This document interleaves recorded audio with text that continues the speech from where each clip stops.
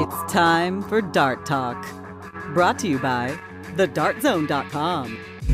Stay in the zone. Thedartzone.com is an official Cosmo distributor and Windy City Fabricators, America's premier fabricators of orthotics and prosthetics. And Redwood Darts, America's newest tungsten darts. Stand straight and tall and hit them all. Redwood Darts.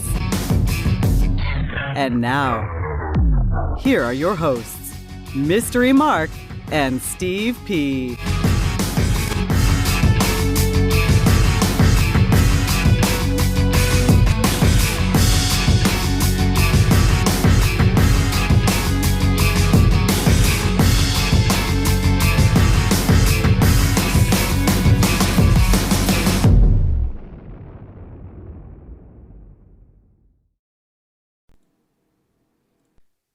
Dart Talk carries the Internet Broadcast Rating TVD, a broadcast that is specifically designed to be viewed or heard by the darting community, and therefore may be incomprehensible to other lesser mammals. Darter discretion advised. Okay, welcome to Dart Talk. Welcome. How's it going? Good. February 13th. Yes, a Wednesday for that matter. Wednesday the 13th. Welcome to Wednesdays. Welcome to Wednesdays. Happy birthday, Michael Jordan. Yes, turning 50, the big 5-0. Happy Mardi Gras. Happy Ash Wednesday. What else? Anything What else could be today? happening today other than that? Happy birthday, Rodney Raymer. Happy birthday, Ryan Barnett. They had birthdays this week. If I forgot you, I'm sorry. I'm really tired. Steve Penuncielman with Mystery Mark, brought to you by the Dart Zone. Stay in the zone. TheDartZone.com is an official Cosmo distributor. We'll get the disclaimer out of the way right away. Please. The views and opinions expressed by guests on Dart Talk do not necessarily reflect the thoughts or opinions of the hosts, our sponsors, any official Dart sanctioning organization, and post hoc ergo propter hoc, any and all spelunkers, debunkers, raconteurs, roustabouts, technocrats, hepcats, cat ladies, Lady Gaga, the Four Seasons, the Three Stooges, the Academy of Motion Picture Arts and Sciences, hipsters, kibitzers, hellions, the fickle finger of fate, or Tom Waits. Okay. Covers Nice. any and all, whatever. Hi, everybody in the chat room and around the world. Another episode of Dart Talk. Yes, it is. Number what? 7 for the year? I'll leave that up to you. I do number them. Yes. It's wonderful. We are now officially on Wednesdays. We are though. officially So on Wednesdays. And in case nobody got the post. our apologies to the Tuesday tribe that like to be in the chat room and stuff. We're going to probably stay on Wednesdays. Yeah, it looks that way. For the foreseeable future. It works out better with the travel schedule for me, definitely. And I don't know. You can get the podcasts on iTunes. You can get them on YouTube, iTunes, Stitcher.com, the other one. TuneIn.com. TuneIn.com. Yeah. We post links on Facebook and stuff. Our website will be up soon, darttalk.us. Keep looking at that. I'm chipping away at it. I hope you liked our little Intro thing. That was something new we threw in there. I got a kick out of it personally. It's kind of. We thought it was entertaining. We just don't know what the general public's going to think, but we don't care. That's right. Yeah, because we are the kings of all media. Right. Anyway, we got a lot to get to. We joined a pool. We did join a pool. We joined the PDC Premier League pool, which picked the winner. Well, yeah, there were 5 matches every week, last right? week. One of them, we picked Taylor, and he ended up tied with Van Gerwen, which I don't know. I have one question for you about that. So we ended up 3-0-1. In the pool, could you actually pick a tie?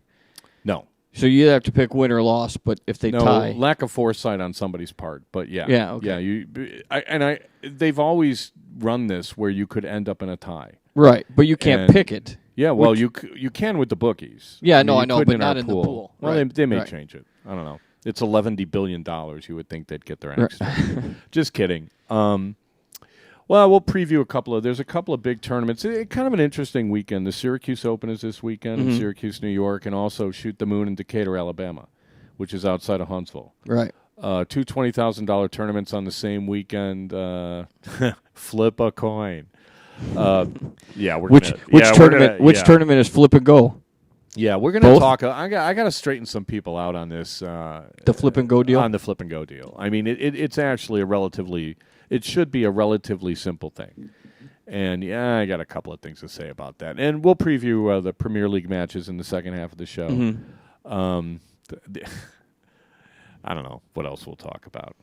We've got a list. We've got a list. I'm not going to go off on anybody. I did want to get to some results that we didn't get to last week. The Terry Boylan Memorial Tournament in Ontario, Canada. They held that a couple of weeks ago. I'll run down the top 8. Pete Sawatsky, Al Mosquin, Guy Connolly, Jason Linfield were 5th through 8th. Joint third was Dave Switzer and Bernie Miller. Second place, Jeremiah Millar, and Andre Carmen won that. Also, Rob Midow won the high out with a 136, got $100, and got a set of darts donated by British Darts for getting the second highest out. Well, Bernie Miller got that. Yeah, Bernie Miller. And then I guess Nozomi gave away a lot of Cosmo products and 2 fishing rods and reels and door prizes. So everybody had a good time, and I'm glad that came off. That was kind of just a one-day long format single shoot. They got like 50 people, 48 people. Yeah, it's pretty cool. You can get that many people on a Saturday or Sunday. Not around here. Oh, you're killing me. See, you gotta bring me down. I know. Man, I tell you. You're lucky to get 5. Flipping a coin. All right. Well, okay. There's all this discussion, and a lot of heavyweights weighing in on something that I consider relatively cut and dried. I mean, the American Diddle Organization. Yes. Right.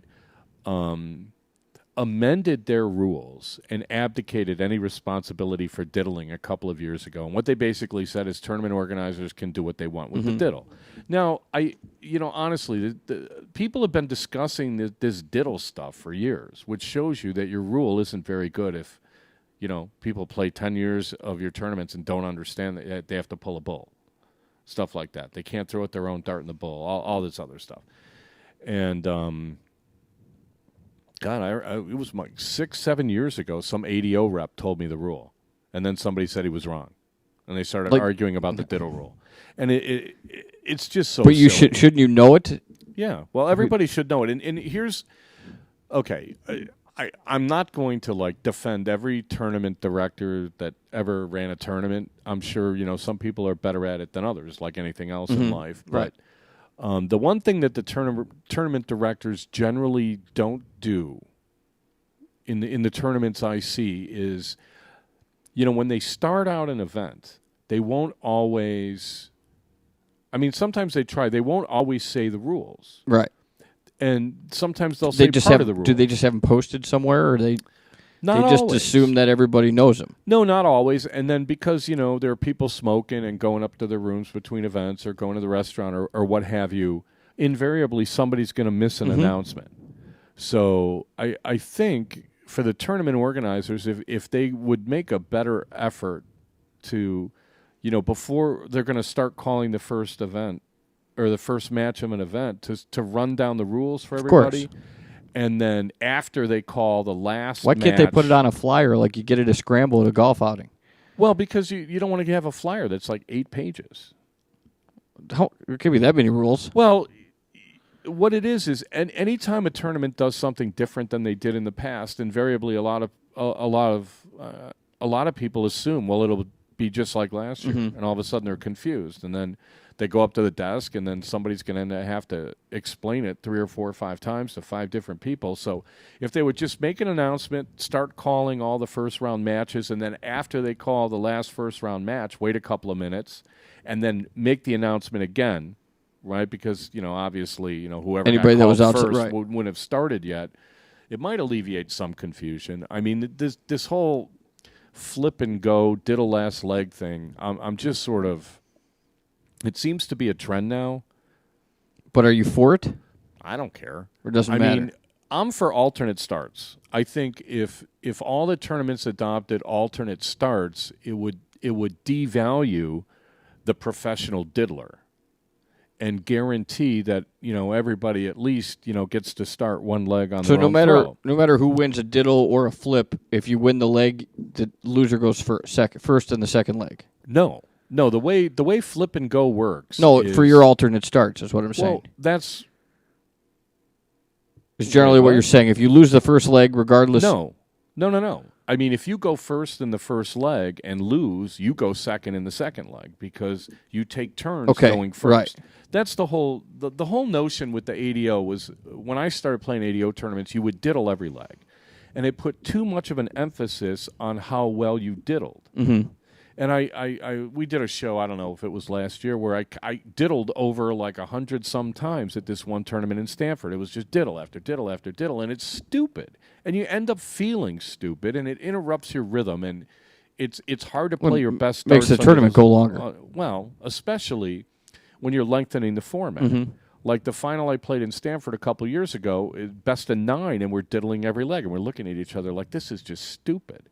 It's much better to just go alternate start. Now, somebody has to go first in the odd leg.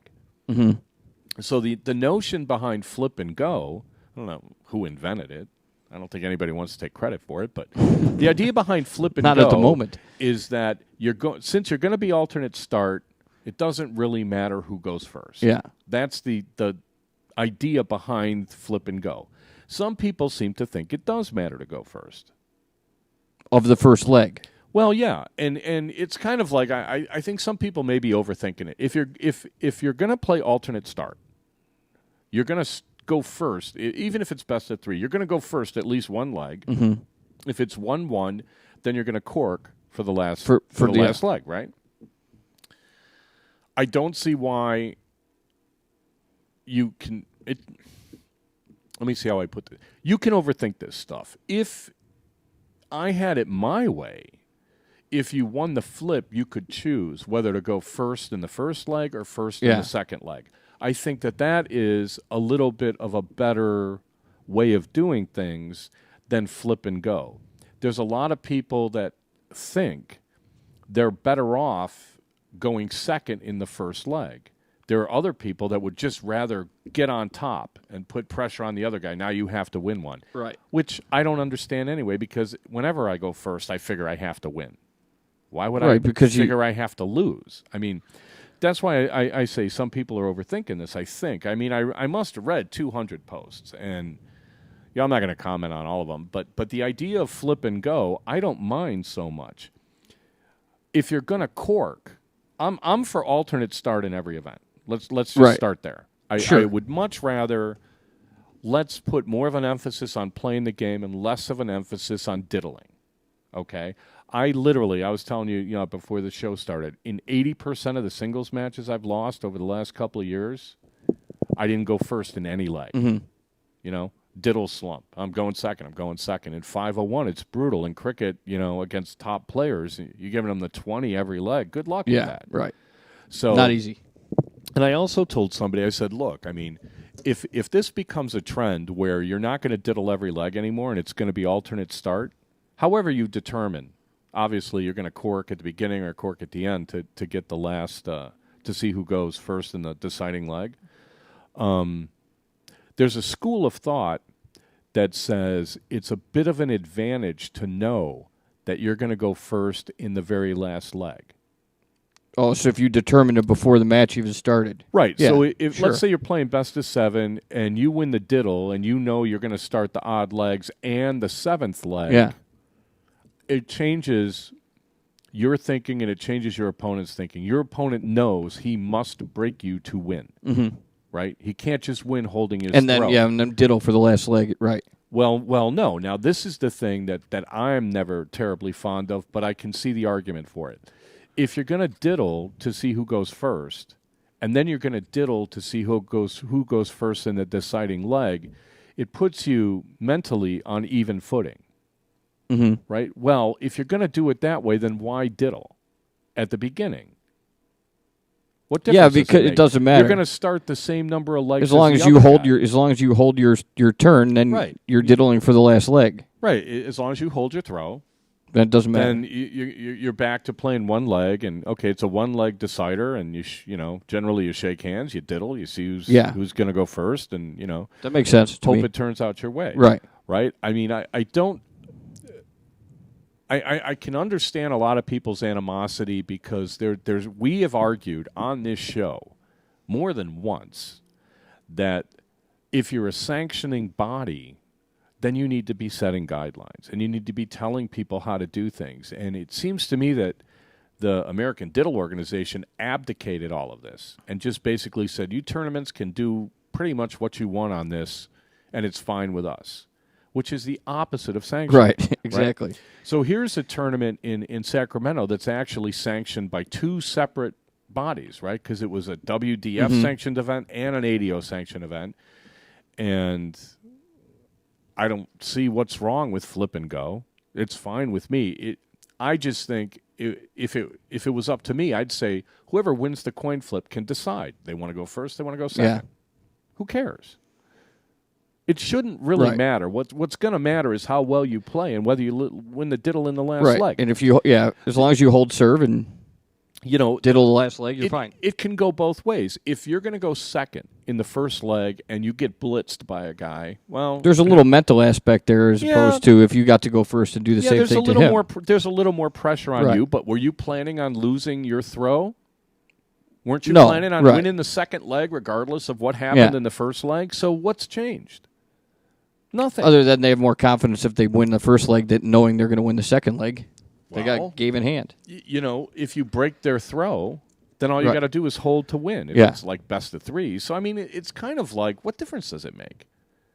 You're both going to have an equal number of starts. Right. And as long as you play well and make the most of it, things should pretty much go where the best player wins, which is what you're supposed to be identifying. It's not like you're going to flip a coin every leg to see who's going to go first. Right. I mean, nobody would even remotely consider that. I've played in some soft tip events, and I can't remember what the format was, where the coin flip did matter. If you're going to flip and go and you're not playing the same game all the time, like you're going like 0-1 cricket, 0-1 cricket choice or something, yeah, okay. Well, then, there may be more at stake going first. Going first, right. Right? So if there's any sort of advantage from a tactical or a playing standpoint, then, yeah, generally you don't want to flip a coin. You want to have to earn it. But I don't see how, whether you're going to, but even if it's best of three, I don't see how going second, if you lose the coin flip, you're planning on winning your throw anyway. Yeah. So really, it shouldn't matter. Yeah, there is a little bit of added pressure if you lose the first leg. That you put pressure on yourself where you have to win your throw. But there's also more pressure if you break the guy's throw. What's he's gonna have his back to the wall going second? I mean, that's not a good feeling. Right. It's not a good feeling having one leg and knowing you got to break somebody. I mean, so that's no good either. Mm-hmm. So I don't see how it gives anybody an advantage. I'm not terribly fond of the idea of diddling twice. Right. If that makes sense to me. All things are equal up until the deciding leg. So why have to diddle for when you can just flip a coin? Yeah, and it's kind of funny when even if you look at the PDC stuff, when they get down to a decider, I mean, eventually you're going to have to diddle for the odd leg anyway. So I don't see what the big problem is, but I don't know. I like flip and go. It's simpler. Right? Okay, yeah. I can see the problem, I don't like going first, though. I can see the problem, though, when these tournaments get to choose what they want to do, and you go to one ADO event one week, and the next week, and you're asking people what are the diddle rules this week, and nobody knows. Yeah, and there's a legitimate question about if you're a sanctioning organization, what are you actually providing? Mm-hmm. Because if we could do anything we want, then what do we need you for? Yeah. Right? If we get to choose what we're doing, we'll do it ourselves. I mean, yeah, that's a different sort of question. I've had discussions with people about this and stuff. And the fact that you've got an event that's sanctioned by two organizations and it's up to a third organization to determine the rules, I mean, there's something seriously wrong there. And it's incumbent on, I personally think what we should do is we should start sanctioning tournaments ourselves. We'll come up with a little thing and say this tournament is Dart Talk approved, and I say this seriously because what we'll do is we will have our publish guidelines, our criteria, right. And we will say in order to be a Dart Talk approved tournament, you have to have long format singles. You have to have banded boards with no staples. You have to have decent lighting. The boards have to be, and we'll publish the criteria. I mean, it's not hard to It'd be like 10 bullet points or something. And when I go to a tournament, I'll check it off. And if you get 7 out of 10, you're Dart Talk approved. Like I guarantee you, Nashville is Dart Talk approved. Virginia Beach, pretty much, with the exception of where they put the speakers, Dart Talk approved. Those tournaments are Dart Talk approved. The other ones, I would depends. have to. I'd have to kind of, those are the two off the top of my head that I'd be like, these are totally Dart Talk approved tournaments, because every tournament staff has their own issues to deal with. All the venues are different sizes. They're dealing with a different hotel staff and different caterers, and my gosh. So I think Shoot the Moon's probably Dart Talk approved. Syracuse is probably Dart Talk approved. I've only been there once to Syracuse, but man, that was a well-run tournament. 401 singles on Friday night. Really? Never seen that before. Yeah, I've never even heard of it. Never heard of anybody open in, double out, 401. Wow. And you wonder how people make decisions, right? And here I imagine it's like, people don't really want to play 301, but we don't really have time to run 501 because we want to run the Friday night draw, right? So let's do 401. Let's do 401. Somebody goes, okay. Hey, all right, good idea. Yeah. At least it wasn't like, flip and go. No, I'm just kidding. All right, we'll take our first break. We'll be right back. You're listening to Dart Talk with Mark and Steve.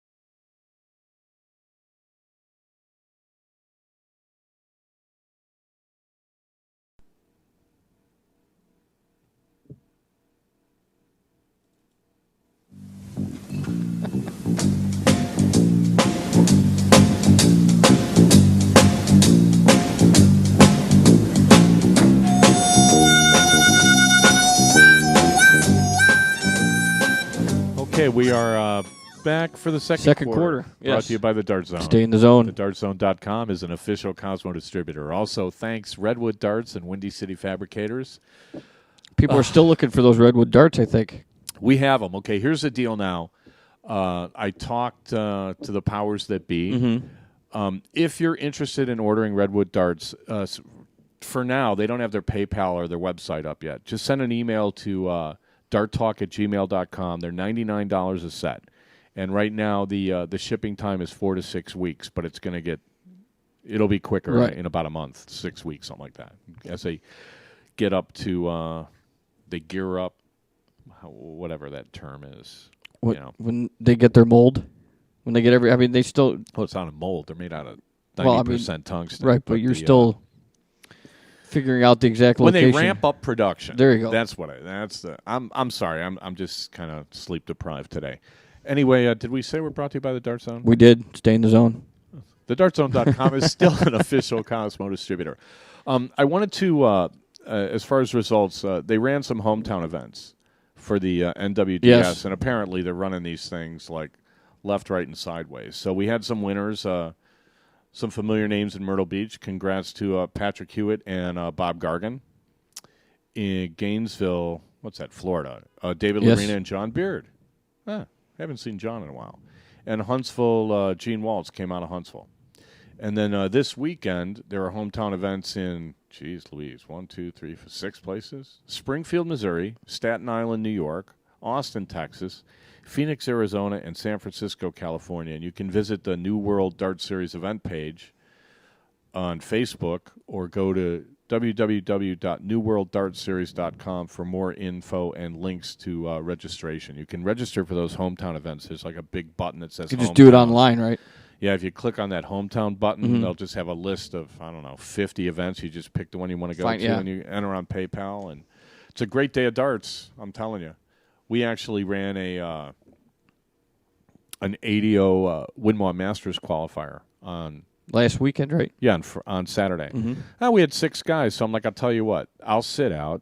You guys all put in $22, and the winner gets in there, and they're all like, okay. Yeah. So, I don't know, it took 3.5 hours. They each played 5 legs against each other, and then the knockout, top 2 played knockout, best of 7.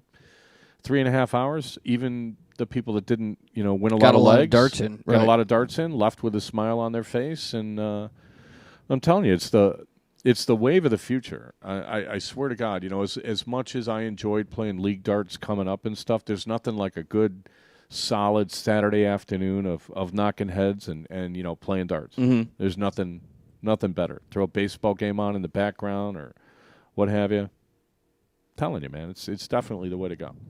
So anyway, we should we should preview the Premier League. Premiere the preview You league. see the problems I'm having today? Yeah. I'm telling you. We could premiere the preview league. Yeah, like I said, we were 3-0-1 Yes. last week.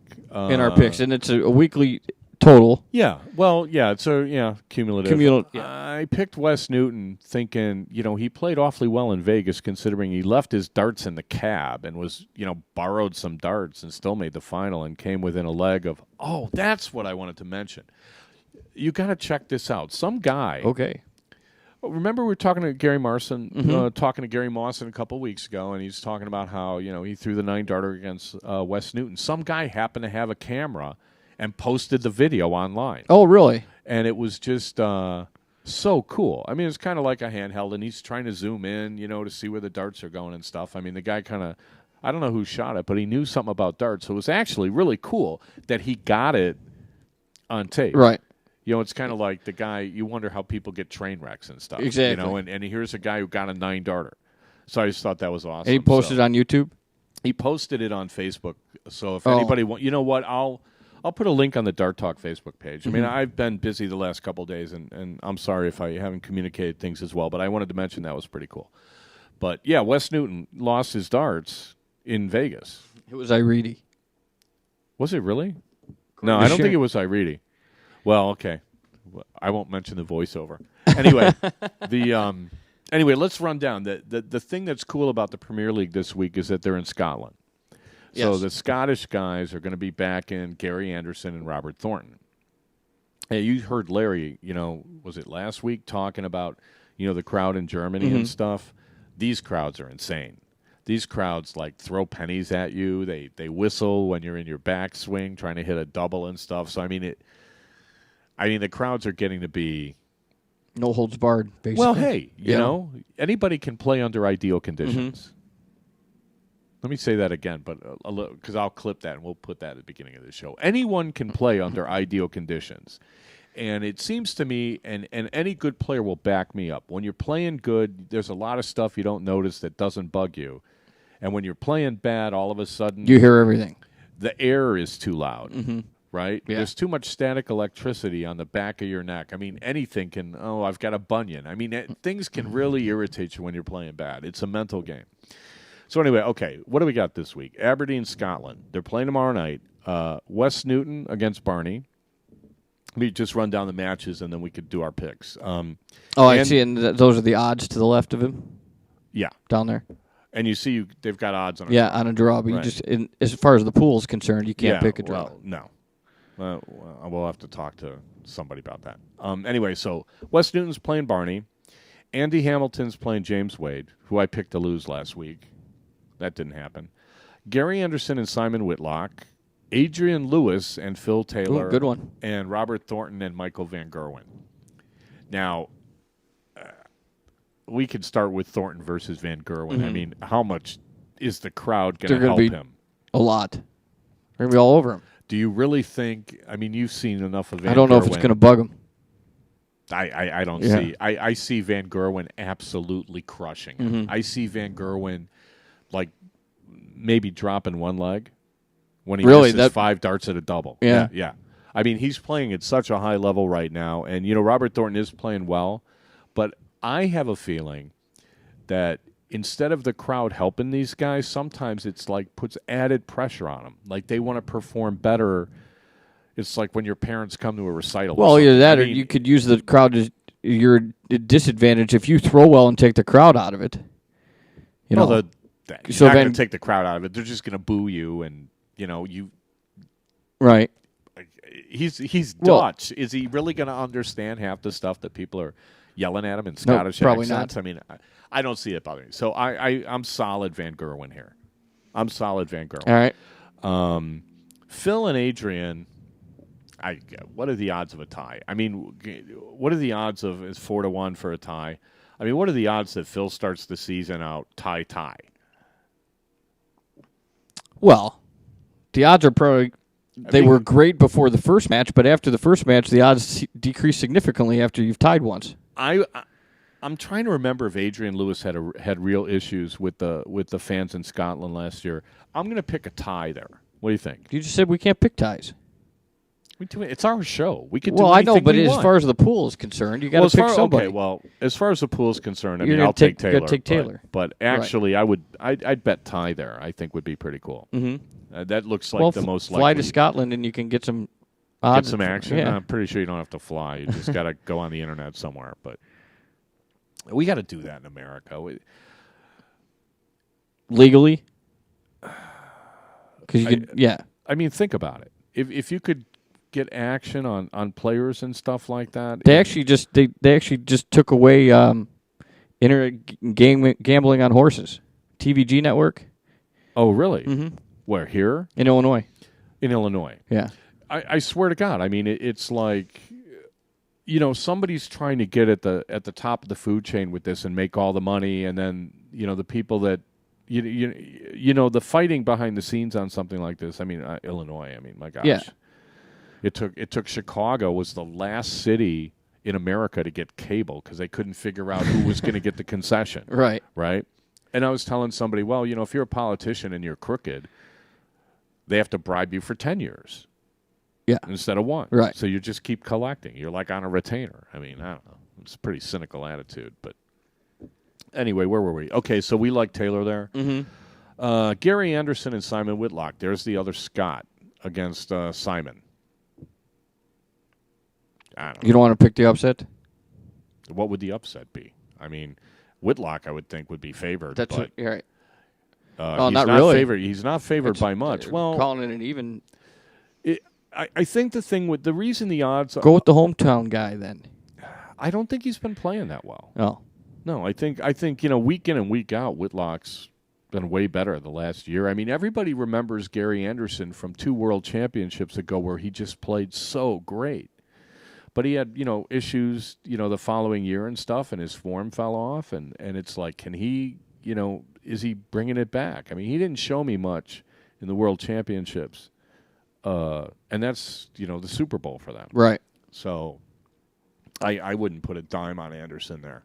I could see why, people are doing it. He's got, like, the Scots and stuff like that. Whitlock's from Australia. He's not going to care. His whole career is a road game. Yeah, I mean, right. PDC tournaments they have in Melbourne.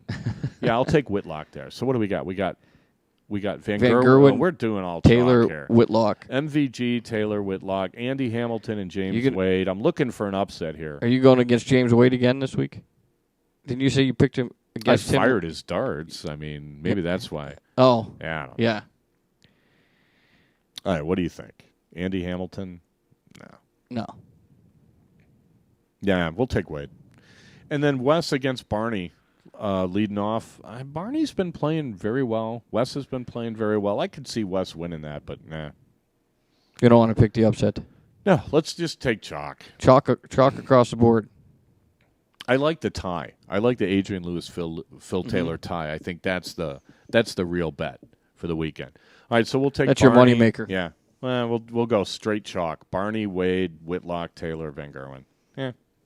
All right. Well, there you have it. None of them have the stones to come to Chicago and play me. So I mean, we can't give them too much, too much respect. Of course, I say that facetiously, sports fans. Yes. All right, we'll take another break and we'll be right back. You're listening to Dart Talk with Mark and Steve.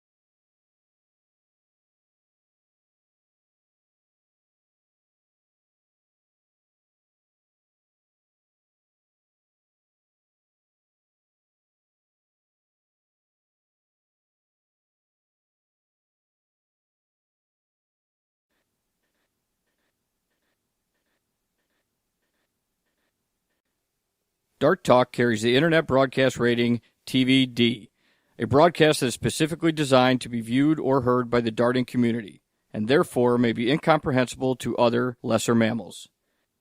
Darter discretion advised.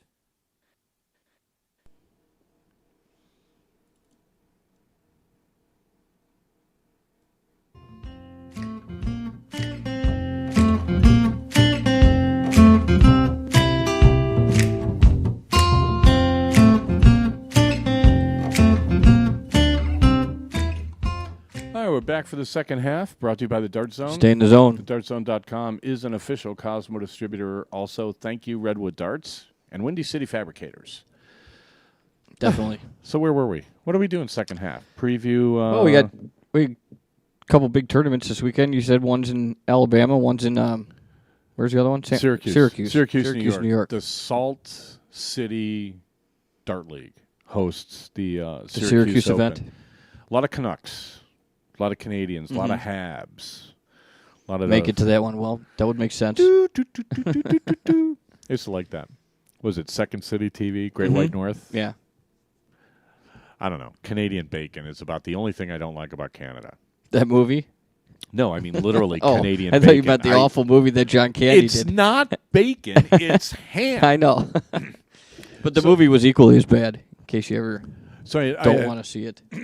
I had we were having breakfast in Vegas a couple weeks ago, and we're sitting. I stayed at a different hotel than the venue. I didn't stay at the Tuscany this time. So we're sitting in this British pub. I'm ordering breakfast, and the guy's like, "Well, you should get English bacon," and I'm like, "Well, what's English bacon?" And he gives me some description, and I'm like, "Well, that doesn't sound too good," but I ordered it. And it comes out like they took a piece of Canadian bacon and stretched it into a rectangle. And I'm like, oh, this is going to be horrible. And then I ate it, and it tasted like bacon. And I'm like, okay, you have the queen. Why can't you steal the bacon recipe and make Canadian bacon taste like bacon? Because it tastes like ham, and I don't know why. Because it's ham. I'm not a chef. We should get... but you're saying there's a possibility, there's a chance, because you've seen it done, that you could make Canadian bacon actually taste like bacon. Well, the British do it. Right. British bacon tastes like bacon, and but looks like Canadian bacon. Yeah. I'm very confused. Maybe somebody can email the show and... give us a recipe. Or explain at least how the concept works. One of the two. Well, Syracuse, I went there a few years ago. Like I said, they have the 401 Pro Singles, and it's a well-run tournament. Mm-hmm. There is a guy up there who is literally... If he sees you, and he knows who he's called, and you're not at your board, he'll get on the microphone and be like, "Hey, you're on board 32. Let's go." And he really keeps it moving. And they get a pretty large turnout. They get all the East Coast people, and they get a lot of Canadians. And last year, I don't remember what weekend Shoot the Moon was, but they kind of changed their weekend. So this is one of those things that I warned everybody was going to happen this year. Where, unfortunately, because, I am the biggest advocate of creating more opportunities for darters. You've got... There's only so many weekends. Exactly. I mean, it's going to... Eventually, something's going to fall on the same weekend. You can't be in two places at once. And, Gary was kind of funny. He's like, it's too cold to go to Syracuse. I'm going to Alabama. It's like the first year I went to Alabama, it was 30 degrees. Right. I was freezing the whole weekend. Yeah. So... Yeah, I went to San Antonio in February once, and... We got there, it was 86, and the next morning it never got higher than 29 for a whole weekend, so it can happen. It'll be, There's the dream. The dream is that darts get so big that we don't have to have our tournaments off-peak anymore. Right. Right? Our tournaments, all around the country. In Virginia Beach, it'll be 4th of July weekend, right? And you'll get like 3,000 people in like flip-flops and swimsuits watching the final. Sure. Right? You Sounds can't like really fun. have it on the beach, but I'm just saying that'd be something to shoot for. I don't know. So you chose to go to Alabama. Yeah, I chose to go to Alabama. I mean, it's a shorter drive, basically. I mean, by a lot. I think Syracuse takes me 15 hours, and Huntsville only takes me like 9. Oh, so really? I didn't realize Huntsville was that close. 9 hours? All right. Yeah, it's like an hour south of Nashville. And you just zip down 65, and as long as there's not like a crosswind, it's a straight shot. Yeah. It's just dull. It's a dull drive until you get to southern Indiana, and then the terrain changes, and it's kind of nice. And then south of Nashville, it starts looking pretty flat again.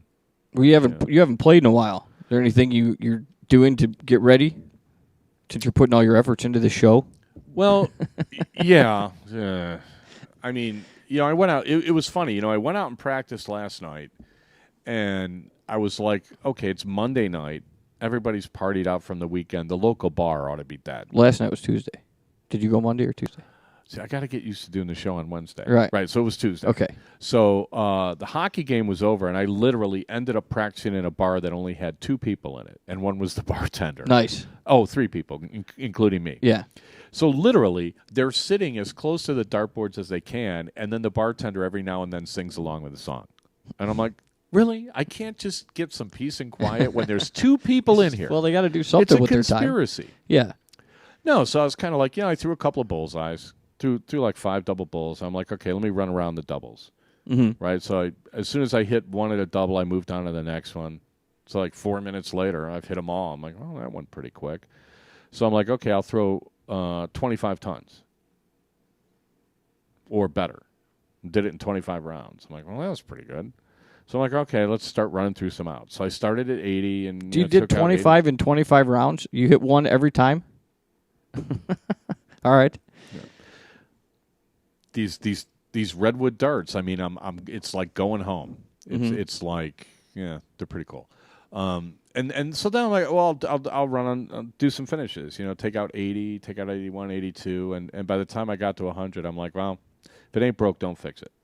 I got stuck on 92 for a while, and then on 98, I was like, well, I wonder if I could if I miss, I'll go double on 78, which I never do, like double 19, double top, doing stuff like that. Yeah. On 92, I'm starting to get very annoyed with throwing at the bull. It's on a 92, right. 92 is a percentage shot. I mean, you go for the bull, and you have to mess up pretty bad to at least not get a whack at a double bull to finish it.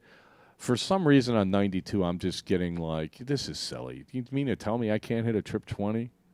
Right. And give myself a shot at a Especially since double? you've been going for him the majority of the Well, yeah. I time, mean, that's kind of the theory is that, you want to shoot at the number you're most familiar with. But if you're not ripping it up, you may as well still, shoot at the bull. Single bull's bigger than a trip 20. So you get more out of a single bull than you do out of a single 20. Right.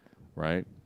Like the guy, well, I won't say his name, but I had to nickname some guy 88 at the little ADO local qualifier we had on Saturday, because every time I looked at him on 88, he's going for the 16, and I'm like, okay, I might want to point something out to you later. Yeah, right. Well, we got to start playing the best of 7 that we used to do or best of 9. Where we'd get somebody to call in, and I'd give them a number and say, what would your first, you got 2 darts in your hand, you're on 25, where's your first dart? You're on, 306, 3 darts in your hand, where's your first dart? We used to do that all the time, and it was kind of, you're on 271 with 3 darts in your hand, what do you throw at? Stuff like that. And it was kind of like, it was a semi-trick question, but, 131, 3 darts in your hand, where's your first dart? And it was kind of interesting comparing the answers to some people. Right, because everybody's got a different opinion. Well, yeah, and yeah, you can make a case for going for the 20 on 128. You just can't make a convincing case. Yeah. But you can make a logical argument that, most people's argument is that they have a better chance of hitting the triple 20 instead of the argument, but if you miss and hit the single. Well, yeah, I mean, 128 is one of those weird kind of numbers where it's like, even if you trip the 18, you're not really getting as much as you figure that you should. Whereas if you trip the 20 on your first dart, you're on 68 with 2 darts and you're styling. Mm-hmm. Right? So, but don't leave me on 128 and you'll be fine. Yeah. Right? Leave me on 130. Throw a cover shot. Yeah, so my preparation has basically been, I changed my darts. They're different than my other ones, and all I'm doing now is just making sure I feel them. If I feel the dart, I'm good. Everything else is kind of does, my arm knows what to do. I mean, I'm not doing anything. And there was one other change I made, but I'm not going to talk about that till I see if it works. If I play it was only yesterday, the change that you made. Well, no. What it is when I want to get a practice session like I had yesterday. Like I had a board to myself. I had some peace and quiet, not too many distractions, where I could really kind of like, try to dial it in. Do your own thing, right? Yeah, try to dial it in a little bit. A lot of people, what they'll do in a situation like that is their mind will start focusing and they'll start thinking about one thing, then another thing, then another thing, then another thing, and it kind of messes you up. So what I've always advocated is like pick one thing. Have one, like having in golf, one swing thought. Is it one thing that I'm going to make sure in this practice session I do not fail to do? And I don't know, it went really well. Yeah. And then the other thing that I like is that when I practice at this one particular location at Murphy's, on the right-hand board, there's an Aki. It's the only bar in Chicago with an Aki.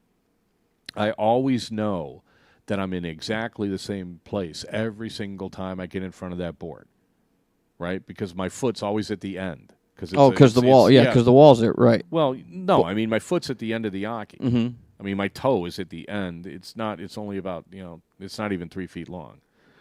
So I'm always on the always side in the exact same spot when I play there. The lighting isn't that good. Sometimes the music is bad, but when you eliminate little things like that and give yourself a baseline, it's helpful. Mm-hmm. And it's very difficult. I swear to God, one of these days I'm going to bring a line checker to a tournament, and I'm going to pick 10 random boards and measure them and see how many are off. Right? And if you pass all 10, you're going to be Dart Talk approved, right? Right. What do you think of that? What do you think about the Dart Talk approved thing? I like it. I mean, if nobody else You're not saying they have to meet all 10 criteria, but if you're 70%. Well, we talked about this. I was going to do a tournament rating system. Mm-hmm. And I had this system, and then I was like, well, it's kind of presumptuous of me, and then do I want to run around these tournaments with a little clipboard? Check this, check that. Oh, you didn't do this. Yeah. Depends on how early you are out of the tournament. Yeah. If you're out right away, you might go around with your little clipboard.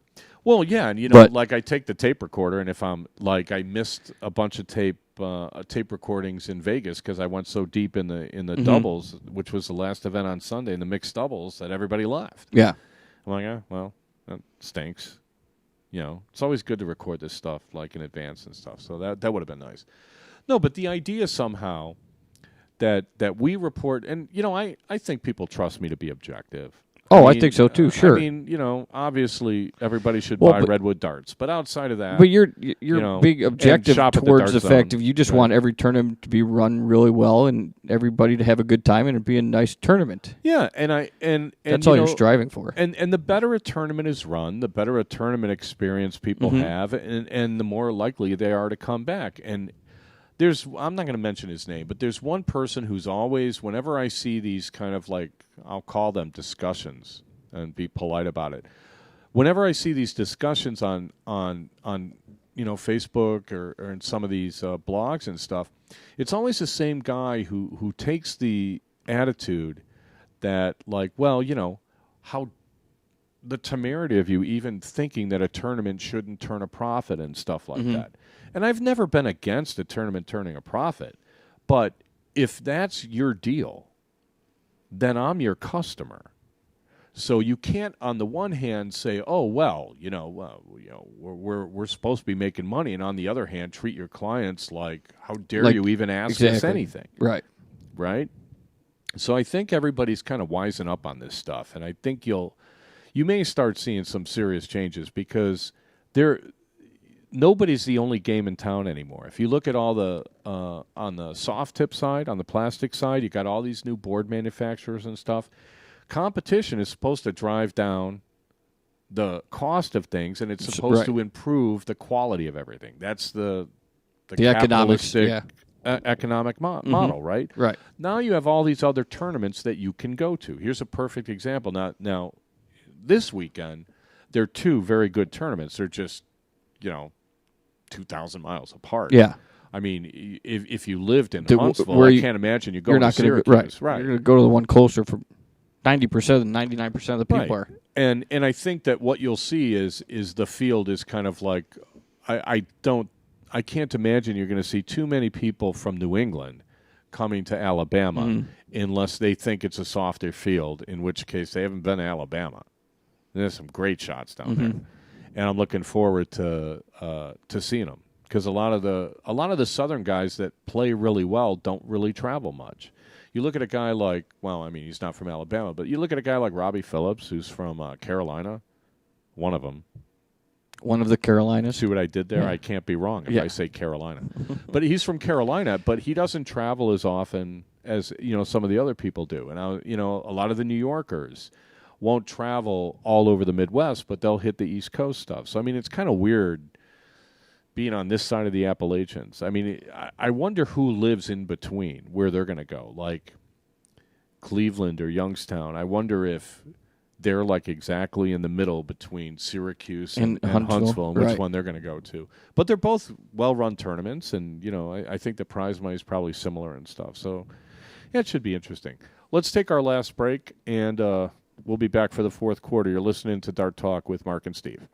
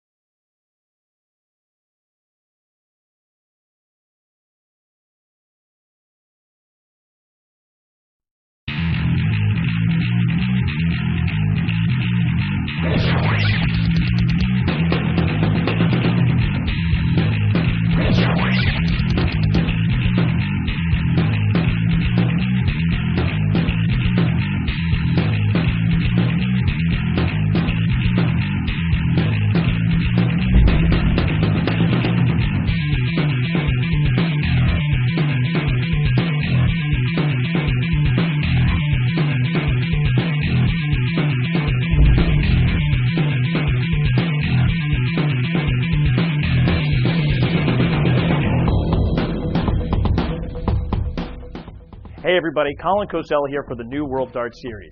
Now, if you were with us in Dayton, then you already know what an amazing experience we had. Incredible matches, stiff competition, and some of the best darts in North America. However, if you weren't there, then you have every right to be jealous. But don't worry, the New World Darts Series is coming back, April 5th through 7th at the Tuscany Suites and Casino in Las Vegas, Nevada. This means you've got some time to sharpen your skills and prepare to face off against some of the best shops in North America. And with over $31,000 to be won, not to mention a brand new car, not to mention the fact that it's frickin' Vegas, don't waste any time. Space is limited, so register and make your travel plans right now. I'll be back with updates as the event draws near, but until then, I look forward to seeing you at the New World Darts Series' second major event at the Tuscany Suites and Casino in Las Vegas, Nevada, April 5th through 7th. Get there.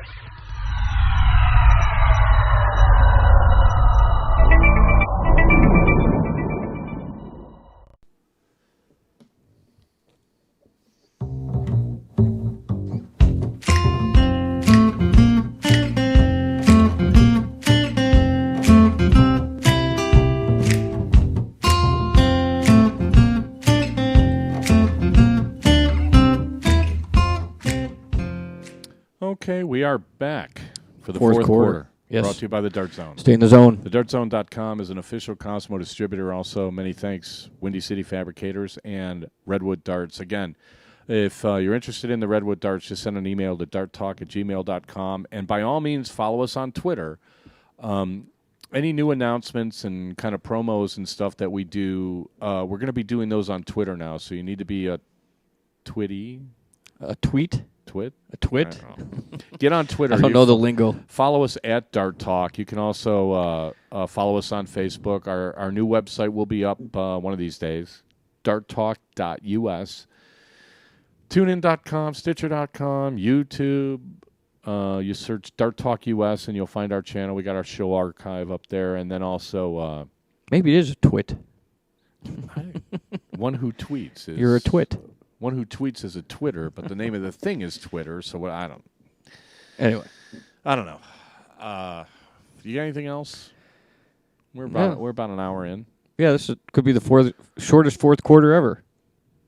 Right. Just, we're back. Thanks for coming. See you later. we just go on and on. No, I'm excited about the new darts. It's it's kind of funny, and I like it. You still haven't shown them to me, so you'll have to show them. Here, let me show you a picture. Well, here's exactly what they look like. You just can't see how far back the barrels go. Mm-hmm. But these are the first prototypes, so the knurling is incomplete. Right.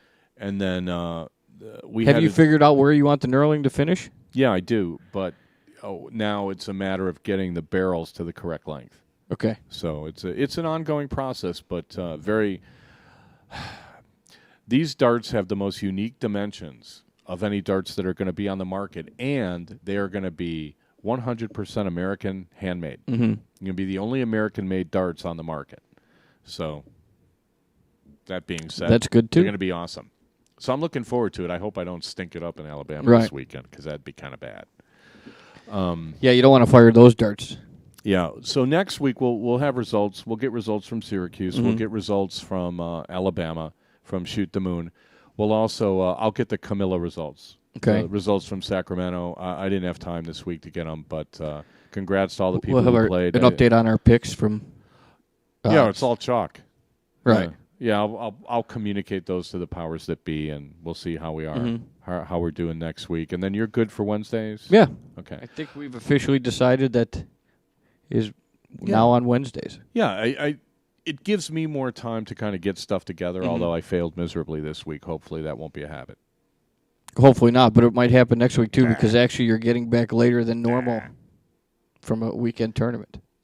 Oh, well, yeah. Well, because, I see my mom coming back, but no, that's no big deal. Mm-hmm. No, doing it on Tuesdays, Mondays, because sometimes you fly back Monday morning and stuff like that, and then you're rushing around on Tuesdays and stuff, so it's much easier for me on Wednesdays. I really apologize to the Tuesday tribe that can't, join us on Wednesdays. Right. I am sorry about that. But when you were doing it on Wednesdays, you had to apologize to them when you moved to Tuesdays, so. Well, yeah, I mean, we've been moving around a lot. Yeah. So hopefully, we'll be good on Wednesdays for a while. Anyway, let's wrap it up. Thanks, everybody, for listening. And we will be back next week. Dart talking Good luck. to you. Good luck to everybody this weekend, wherever you're going to be. Yeah, everybody safe travels, especially going to Syracuse if the weather's bad. And then our regular time will be 7:30. 7:30 Central, 8:30 Eastern, and 5:30 Pacific. 5:30 Pacific. Yeah. Okay, that'll be our normal time. Thanks, everybody, for listening. Everybody take care.